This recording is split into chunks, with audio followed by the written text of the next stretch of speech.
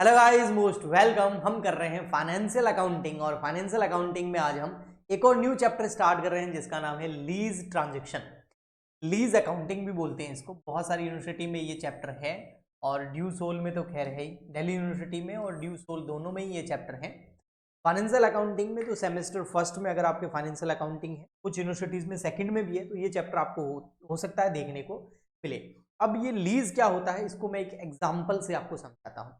एक बहुत ही जानी मानी कंपनी है जो काफ़ी न्यूज़ में रहती है जिसका नाम है अडानी ग्रुप, और इसमें अडानी पावर नाम से भी कंपनी है। अडानी ग्रुप की बहुत सारी कंपनी, तो इनका ही एग्जांपल लेते हैं। तो अडानी ग्रुप जो है वो क्या करता है, बहुत सारी फॉर एग्जांपल के लिए लैंड जो है वो लीज पे लेता है। इनको क्या है, अडानी ग्रुप को अपना बिजनेस करने के लिए बहुत सारी लैंड की ज़रूरत है, क्योंकि ये सोलर पावर में भी बिजनेस करते हैं, है ना, और विंड एनर्जी जो है उसमें भी करते हैं, ये कोल में भी ये काम करते हैं, एयरपोर्ट में भी काम करते हैं ना।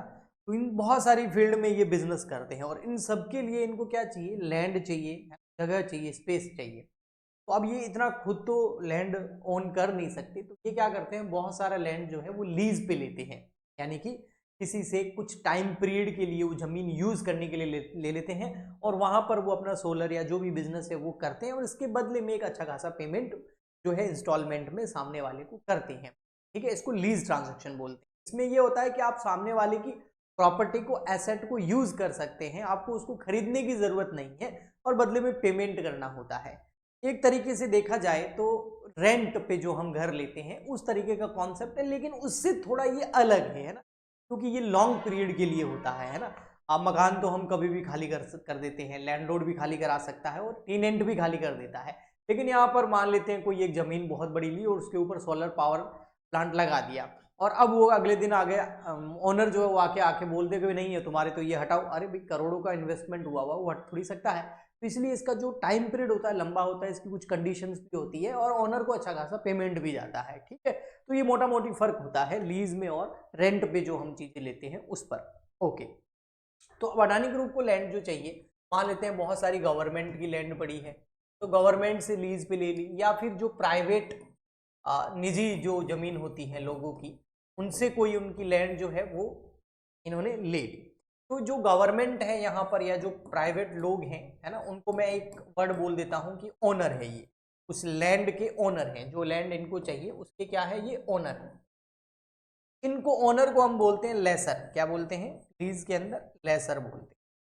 तो अडानी ग्रुप ने या अडानी कंपनी ने क्या किया, गवर्नमेंट की कोई लैंड ले ली लीज पर, या प्राइवेट कोई ओनर है उनकी लैंड ले ली लीज पर। अब जो लैंड यानी कि जो जमीन, जो भूमि वो लीज पे ले रहा है अपना बिजनेस करने के लिए, यानी कि उस लैंड को वो यूज करेगा, उस जमीन को वो यूज करेगा अपने बिजनेस पर्पज के लिए। तो इस इसके बदले में वो जो ऑनर है, जो लेसर है, उनको एक पेमेंट जाता है जो फिक्स होता है, ऑलरेडी एग्रीमेंट में लिखा हुआ होता है। तो यहां पर तीन चीजें हो गई। जो ओनर है, जिसकी जमीन है, वो हो गया लेसर, और उस जमीन को या उस भूमि को या उस एसेट को, है ना, कोई भी एसेट हो सकती है, लीज में जरूर नहीं है लैंड हो, लेकिन अधिकतर ऐसा होता है।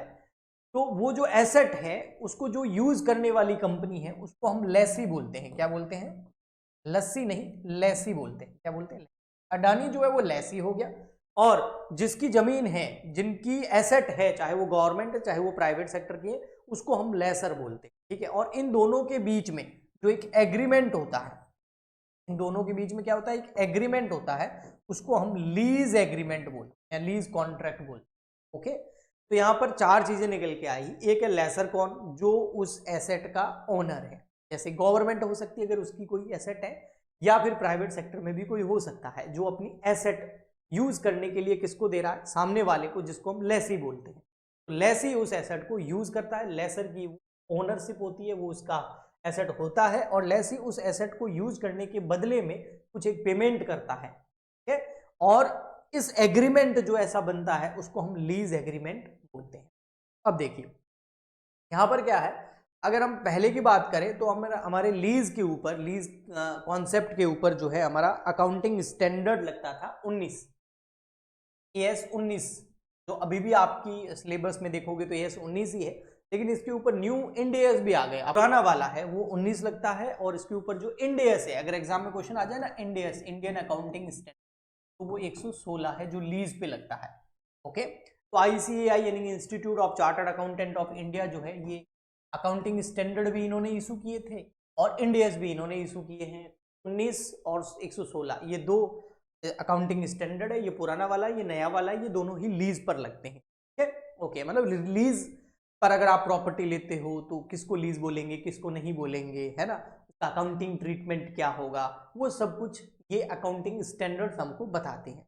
तो आप बोलोगे सर हम कौन सा ले, ये वाला ले या ये वाला? देखो बेटा, दोनों ही याद रखो, क्योंकि काफी यूनिवर्सिटी में अभी भी ये चल रहा है, कुछ एक में जो है ये आ गया है। इसका नाम याद रखो, इसका भी नाम याद रखो। एग्जाम में अगर आ जाए इंडियस 116 तो समझ जाना वो लीज के बारे में पूछ रहा है, और जो इंडियस अकाउंटिंग स्टैंडर्ड 19 बोले तो भी समझ जाना लीज के बारे में पूछा जा रहा है। और अगर उसमें थ्योरी वगैरह आ जाती है, कॉन्सेप्चुअल क्वेश्चन आता है, तो दोनों का कॉन्सेप्ट सेम है, कोई ज्यादा अंतर नहीं है। अकाउंटिंग ट्रीटमेंट में थोड़ा है, लेकिन उतना डीप में हमको वैसे भी जाना नहीं है। ओके जी, ठीक। अब जो हमारा इंडियन अकाउंटिंग स्टैंडर्ड 19 है, वो लीज की क्या डेफिनेशन देता है, तो देखिए, a lease and agreement, lease एक एग्रीमेंट है वेयर द लेसर यानी owner of asset convey to the lessee, lessee मतलब हमारा हो गया जो प्रॉपर्टी रेंट पे ले रहा है, जिसको हम टीनेंट बोल सकते हैं नॉर्मल भाषा में समझने के लिए। टीनेंट यानी कि किराएदार हो गया आपका, और ये हो गया मकान मालिक यानी कि ओनर। तो जो लीज एग्रीमेंट होता है वो किन के बीच में होता है, इन दोनों के बीच में। और इसमें होता क्या है कि जो लेसर है ना, जो ओनर है, वो लेसी को जो है प्रॉपर्टी दे देता है और उसके बदले में रिटर्न में एक पेमेंट लेता है या सीरीज ऑफ पेमेंट लेता है। कुछ लोग होते हैं तो एक साथ पेमेंट ले लेते हैं, और कुछ लोग क्या इंस्टॉलमेंट में, मतलब किस्तों में धीरे धीरे मंथली या ईयरली या 6 मंथ के हिसाब से, जैसा एग्रीमेंट में लिखा हो उस हिसाब से लेसी जो है उनको पेमेंट करता रहता है। यानी कि अडानी जो है वो जिससे जमीन ली है, चाहे गवर्नमेंट हो प्राइवेट सेक्टर हो, तो या तो एक साथ पेमेंट कर देगा या फिर सीरीज में यानी कि किस्तों में इंस्टॉलमेंट में पेमेंट जाएगा। ओके, ठीक है। और ऐसा पेमेंट क्यों आता है? The right to use an asset of for an agreed period of time, एक पीरियड ऑफ टाइम के लिए जो है, जो एग्रीड होगा, एग्रीमेंट के अंदर लिखा होगा, सहमत होंगे उसमें दोनों पार्टी, उस टाइम पीरियड के लिए जो है लेसी एसेट को यूज करेगा, और लेसी एसेट को यूज करेगा और लेसर को पे करेगा। ऐसा एक एग्रीमेंट है, वो लीज एग्रीमेंट के अंदर आता है। अब यहां पर सिंपल थोड़ा और लिखा हुआ है, lease is an transaction, lease एक ट्रांजैक्शन है between the owner of the property, जो प्रॉपर्टी का ऑनर है यानी कि lessor, and person that will use the property for stated period of time, और जो लेसी यानी कि जो यूज करने वाला बंदा है उसके बीच में, दोनों के बीच में एक ट्रांजैक्शन है। ओके, और ट्रांजैक्शन जो है उसका टाइम पीरियड भी पहले से डिसाइड होता है, फिक्स होता है, और कब पेमेंट कितना कितना होगा, कब कब होगा, वो भी फिक्स होता है। यानी कि कब जो है लेसी लेसर को पेमेंट करेगा, कैसे पेमेंट करेगा, वो भी फिक्स होता है। Okay, the owner of the property is known as lessor, बिल्कुल हम पढ़ चुके हैं, and the person using the property is lessor. तो ये तो होगी डेफिनेशन, आपको आराम से समझ में आ गई होगी, लेकिन इसका थोड़ा लैंग्वेज आपको याद करना पड़ेगा। टर्म्स क्या क्या यूज होती है लीज एग्रीमेंट में, तो एक आती है date of the lease, lease की डेट हमको क्या लेनी है, तो देखिए डेट ऑफ लीज एग्रीमेंट, एक तो डेट ले लो लीज एग्रीमेंट की, और एक डेट ले लो when both the parties agreed on the lease terms and condition. एक तो जिस दिन की डेट है लीज एग्रीमेंट की, जिस दिन भाई हम लीज एग्रीमेंट कर रहे हैं वो डेट, और एक वो डेट जिसमें दोनों ने कंडीशंस को सेटिस्फाइड करके साइन कर दिए हो, वो दोनों में से जो अर्लियर हो, विच एवर इज अर्लियर, वो डेट हम जो है लीज की लेंगे। नेक्स्ट होता है लीज पीरियड, लीज पीरियड वो पीरियड होता है जितने पीरियड तक लेसी उस प्रॉपर्टी को, लेसर की प्रॉपर्टी को यूज करेगा। ओके, नॉन कैंसिलेबल लीज, बिल्कुल ये लीज ऐसे होते हैं जो नॉन कैंसिलेबल होते हैं, मतलब उसको कैंसिल नहीं कर सकते, एग्रीमेंट में लिखा हुआ होता है कि अगर ये जो एक लैंड है ये अडानी ग्रुप को दे रहे हैं हम, गवर्नमेंट दे रही है अपनी लैंड, और ये लैंड जो है 50 साल के लिए दे रही है, तो 50 ईयर से पहले वो कैंसिल नहीं होगी। ऐसा अगर क्लोज उस एग्रीमेंट में डाला हुआ है तो उसको नॉन कैंसिलेबल लीज बोलते हैं, वो लीज कैंसिल नहीं होगा।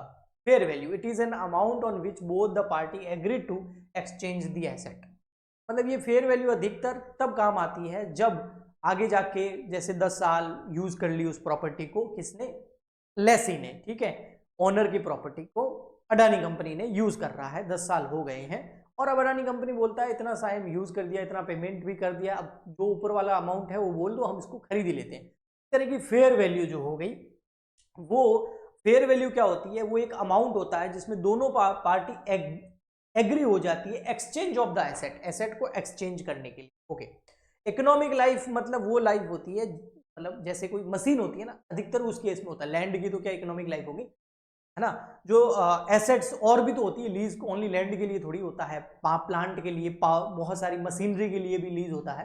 तो उसमें जो वो एसेट होती है ना, मशीन या प्लांट जो भी है, उसकी एक यूजफुल लाइफ होती है, भाई आप इसको इतने साल तक यूज कर सकते हो, है ना, उसके बाद में ये काम का नहीं रहेगा। तो वो जो लाइफ होती है, जितने साल उसको यूज करके बिजनेस को मतलब जो आगे बढ़ाया जा सकता है, उससे इकोनॉमिक बेनिफिट कमाया जा सकता है, वो उसकी इकोनॉमिक लाइफ होती है। रेजिडुअल वैल्यू मतलब जब एसेट खराब हो गई, बंद हो गई, अब आगे इसको यूज नहीं किया जा सकता, तो उसका जो स्क्रैप बचेगा या जो एंड में एसेट बच गई, उसको क्या मार्केट में बेचा जा सकता है, तो वो उसकी रेजिडुअल वैल्यू है। ओके जी, ये हो गई कुछ टर्म्स।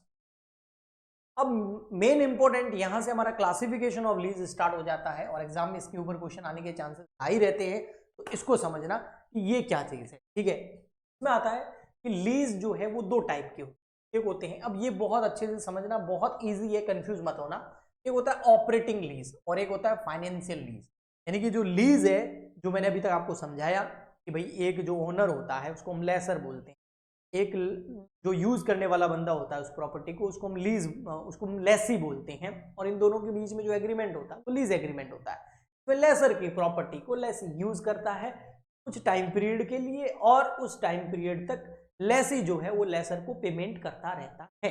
ओके, तो ये जो होता है एग्रीमेंट, ये लीज एग्रीमेंट होता है। अब ये लीज एग्रीमेंट यानी कि लीज के जो टाइप्स है वो दो तरह के होते हैं, एक होता है ऑपरेटिंग लीज और एक होता है फाइनेंशियल। आइए समझते हैं ऑपरेटिंग लीज क्या होता है। समझना, according to accounting standard 19, lease is a classified as an operating lease. Operating lease उसको बोलेंगे इफ डज नॉट ट्रांसफर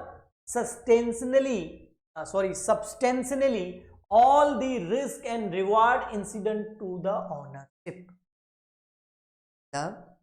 यहां पर ऑपरेटिंग लीज उसको बोलेंगे जिसके अंदर क्या होगा, ये देखिए यहां पर एग्जांपल से हमने एग्जांपल लिया ना, उससे बना कि यहां पर क्या होगा, जो लेसर है, गवर्नमेंट है, जमीन आ गई इसके पास में या कोई एसेट आ गई इसके पास में, ठीक है, ओके, बट एसेट यूज करने के लिए आई, उस एसेट की ओनरशिप अभी भी गवर्नमेंट के पास या प्राइवेट सेक्टर के पास में रहेगी, यानी कि ओनर के पास में रहेगी। ओनरशिप ओनर के पास में रहेगी, उस एसेट से रिलेटेड जो रिस्क है वो भी ओनर, गवर्नमेंट यानी कि लेसर के पास में रहेगी। तो न ही ओनरशिप ट्रांसफर होगी, ना ही रिस्क ट्रांसफर, वो सब कुछ ओनर के पास में ही रहेगा।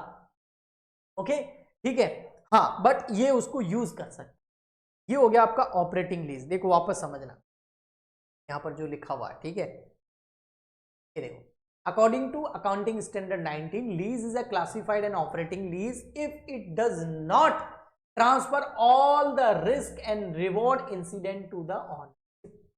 ओनरशिप तो ट्रांसफर नहीं होगी, उसके साथ साथ में रिस्क और रिवॉर्ड्स भी ट्रांसफर। अब आता है अगला, अच्छा इसको खत्म करते पहले।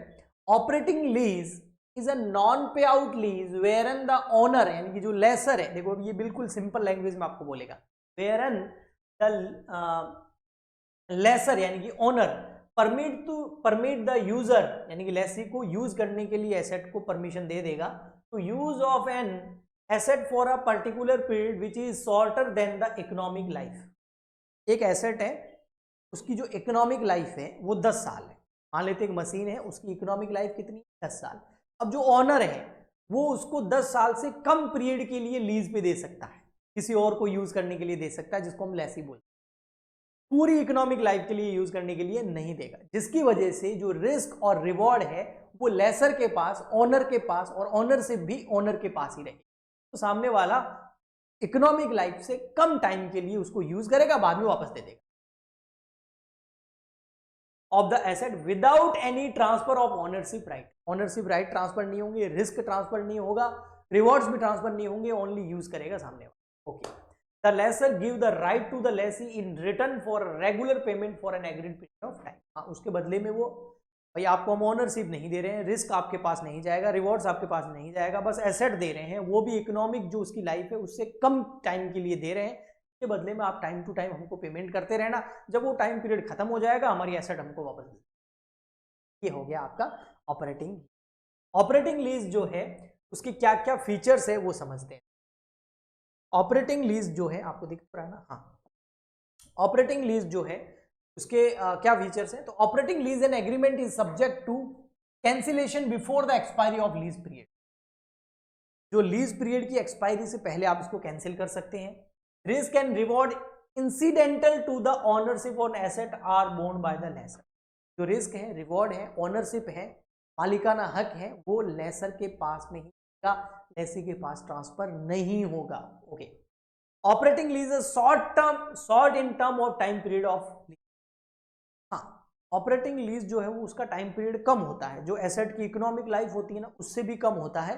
एंड जो हम आगे एक पढ़ेंगे फाइनेंस लीज, उससे तो बिल्कुल कम होता है। यानी कि जो हम जितने टाइम के लिए उस एसेट को ट्रांसफर कर रहे हैं, दे रहे हैं यूज करने के लिए, वो जो है वो कम टाइम पीरियड होता है comparison to finance lease. And economic life जो होती है उस एसेट की उससे भी कम होता है। The time period of lease and compare to life of asset is short. ये मैं पहले बता चुका हूँ। तो इकोनॉमिक लाइफ होती है जितने टाइम तक वो एसेट यूज कर सकते हैं, उससे कम टाइम के लिए जो है ये लीज किया जाता है, नहीं उससे कम टाइम के लिए लेसर लेसी को एसेट यूज है। At the end of the lease the lessor own the asset. जब वो लीज पीरियड एंड हो जाएगा, वो एग्रीमेंट खत्म हो जाएगा, तब लेसर जो है, ऑनर जो है, अपनी एसेट वापस ले लेगा और उसकी ओनरशिप, उसका मालिकाना हक भी लेसर यानी कि ओनर के पास में ही रहेगा। यानी कि इस केस में देखा जाए तो अडानी ग्रुप के पास में जो भी लैंड पड़ी है उसकी ओनरशिप कभी भी ट्रांसफर नहीं होगी। उसकी ओनरशिप, उसका रिस्क, उसका रिवार्ड हमेशा गवर्नमेंट या जो जिस बंदे की वो लैंड है उसके पास में ही रहे। ये हो गया हमारा ऑपरेटिंग लीज। अब नेक्स्ट पढ़ते हैं हम फाइनेंस लीज। फाइनेंस लीज क्या होता है? Finance lease is N lease that transfer all the risk and reward. यहां क्या लिखा हुआ था? इसमें और इसमें क्या फर्क है? एक वर्ड का फर्क है। क्या लिखा हुआ था? Not transfer. ये वर्ड है ना नॉट, इसको ध्यान से देखिए। यहां पर क्या था? Not transfer all the risk and reward. और यहां क्या लिखा हुआ है? नॉट वर्ड नहीं, transfer all the risk and reward. यानी कि पहले जो ऑपरेटिंग लीज पढ़ा हमने, उसमें लेसर ओनर जो है ट्रांसफर नहीं करता है प्रॉपर्टी का रिस्क, रिवॉर्ड एंड ओनरशिप। और इसमें क्या होगा? जो लेसर है, जो ओनर है, जो गवर्नमेंट है, जो प्राइवेट सेक्टर है, वो अपनी एसेट से related risk, reward and ownership तक ट्रांसफर कर देगा उस कंपनी। ये हो गया आपका finance. Okay, so finance lease is lease that transfer all the risk and reward incident to ownership on asset. Title may or may not be eventually be transferred. हाँ, risk and reward transfer हो जाएगा, लेकिन ownership जो है वो transfer होगी या नहीं, दोनों हो सकता है एंड में ओनरशिप ट्रांसफर हो जाए एक फेयर मार्केट वैल्यू पर, और हो सकता है नहीं भी, दोनों हो सकता है। लेकिन ऑपरेटिंग लीज में तो बिल्कुल ओनरशिप ट्रांसफर नहीं होती, रिस्क भी नहीं होता, रिवॉर्ड्स भी नहीं होता। ओके जी। फाइनेंस लीज आल्सो कोल्ड है कैपिटल लीज, इसलिए इसको कैपिटल लीज भी बोलते हैं। ये बहुत ज्यादा लॉन्ग पीरियड के लिए होती है। आइए फाइनेंस लीज के फीचर देख लेते हैं। तो द लेसर मे और may not be provide service. अब देखो, ओनरशिप किसके, सॉरी, रिस्क किसका है? लेसी का, जो यूज कर रहा है, अडानी कंपनी का, अडानी ग्रुप का। रिवॉर्ड भी किसको मिलेगा? अडानी ग्रुप को। इस केस में वो जो एसेट है उससे रिलेटेड अगर कोई इंश्योरेंस करवाना है, उससे रिलेटेड कोई भी खर्चा है, वो भी कौन करेगा? वो कंपनी करेगा। क्योंकि रिवॉर्ड एंड रिस्क और ओनरशिप तक ट्रांसफर हो जाती है, तो लेसर जो है उस एसेट पर कोई भी सर्विस, इंश्योरेंस एंड मेंटेनेंस करवाएगा, लेसी कराएगा, यानी कि कंपनी करवाएगी। Okay, the lease is not cancellable. और ये लीज जो है वो एग्रीमेंट से पहले कैंसिलेबल नहीं होता है, ऑपरेटिंग लीज कैंसिलेबल होता है। Usually the end of the term of lease lessor own the asset. अधिकतर क्या होता है, लेसर के पास ओनरशिप रहती है, only risk and reward transfer हो जाता है। लेकिन कई बार अगर लेसी चाहे तो वो ओनरशिप भी ले सकता है और बदले में फेयर मार्केट वैल्यू जो है उसके हिसाब से पेमेंट कर सकता है। ये थे हमारे लीज क्या होता है, operating lease and finance. Next lecture के अंदर हम इसके अकाउंटिंग ट्रीटमेंट की ओर बढ़ेंगे। आई होप आपको अच्छे से समझ में आया होगा। मिलते हैं नेक्स्ट लेक्चर में, आज के लिए इतना ही, तब गुड बाय।